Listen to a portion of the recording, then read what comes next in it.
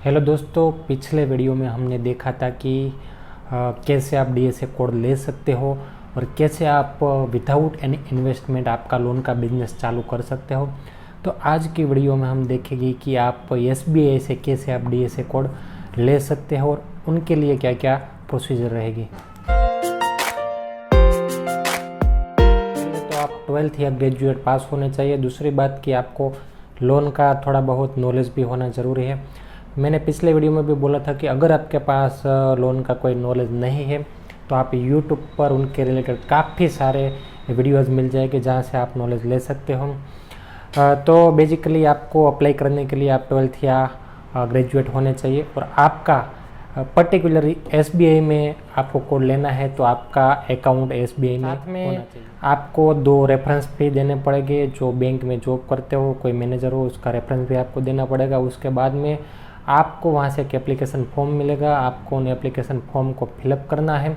साथ में देनी है आपकी बैंक की पासबुक और साथ में देना है आपका 12th और ग्रेजुएशन का मार्कशीट। वो आपको एसबीआई ब्रांच में जहाँ से आप कोड लेना चाहते हो उस बैंक में आपको उसको जमा करवाना पड़ेगा। आपकी एप्लीकेशन एक्सेप्ट होती है, आपको एसबीआई की ओर से कॉल आएगा और ब्रांच मैनेजर या जो होम लोन के मैनेजर रहते हैं वो आपका इंटरव्यू कंडक्ट करेंगे। अगर उसमें आप पास होते हो तो आप बन सकते हो एसबीआई के एचएलसी यानी कि होम लोन काउंसलर।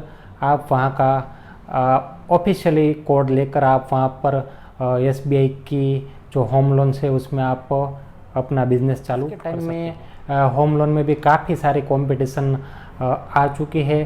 काफ़ी सारे बैंक्स अट्रैक्टिव रेट पर होम लोन देती है, लेकिन बात करें एसबीआई की तो एसबीआई का जितना बड़ा बैंक पूरे इंडिया में कोई भी बैंक नहीं है। तो वो काफ़ी सारा आपके लिए स्कोप रहता है कि आप बिजनेस चालू करते हो तो आपका जो ब्रांड वैल्यू है एसबीआई का वो भी आपको उसमें भी बेनिफिट मिलेगा। तो आप कस्टमर के पास जाते हैं और वहाँ से लोन लेकर आते हैं तो आपको एकदम कम रेट में, मार्केट में सबसे कम रेट अगर कोई देता है तो वो एसबीआई बैंक है। तो कस्टमर के लिए भी बेनिफिट है और आपके लिए भी। अगर आप किसी बड़े शहर में रहते हो तो आप वहाँ पर देख रहे होगे कि काफ़ी सारे होम लोन के प्रोजेक्ट चल रहे होते हैं। तो आप भी उन प्रोजेक्ट के साथ एसबीआई का टाइप करवा के आप वहाँ से काफ़ी सारी फाइलें भी ले सकते हो और उसमें आपको अच्छा खासा कमीशन भी मिलेगा। तो उस तरह से आपका बिजनेस भी आसान हो जाएगा। अगर आप कोल्ड कॉलिंग करते हैं तो कोल्ड कॉलिंग में भी एसबीआई का ब्रांड वैल्यू है तो कस्टमर भी आप पर ट्रस्ट करेगा, तो आपको वहाँ से भी काफ़ी सारी फाइलें मिल सकती है।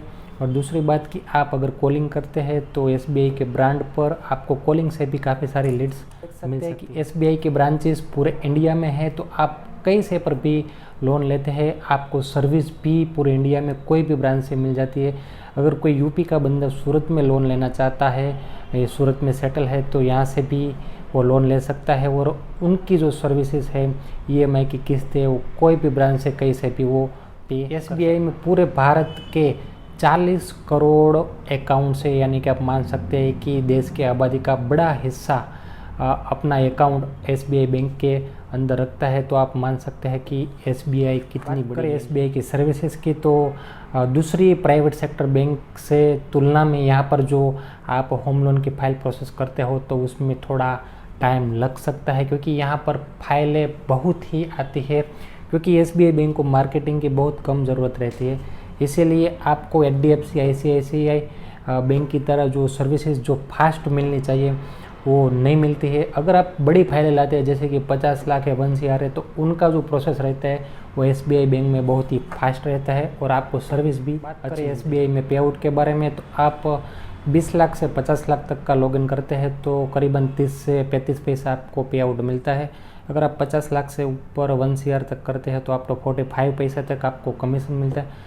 अगर आप 1 CR से ऊपर करते हैं तो आपको 50 पैसा यानी कि आधा टका से भी ज़्यादा आपको कमीशन मिलता है। यानी कि आप 1 करोड़ की फाइल अगर करते हैं तो आपको मान सकते हैं कि आपको 1 करोड़ की फाइल पर 50,000 रुपया आपको कमीशन एसबीआई बैंक से कोड लेने के बाद आपको ब्रांच की ओर से भी काफ़ी सारा सपोर्ट मिल जाता है और आपको उनके बारे में काफ़ी सारी नॉलेज भी मिलती है। अगर आपको कुछ क्वेरी रहती है आपका एचएलसी कोड लेने के बाद तो आप ब्रांच स्टाफ से भी आप पूछ सकते हो और आप वहाँ से भी क्वेरी में बस इतना ही अगले वीडियो में मिलेंगे कुछ नए टॉपिक के साथ। तब तक के लिए बाय बाय।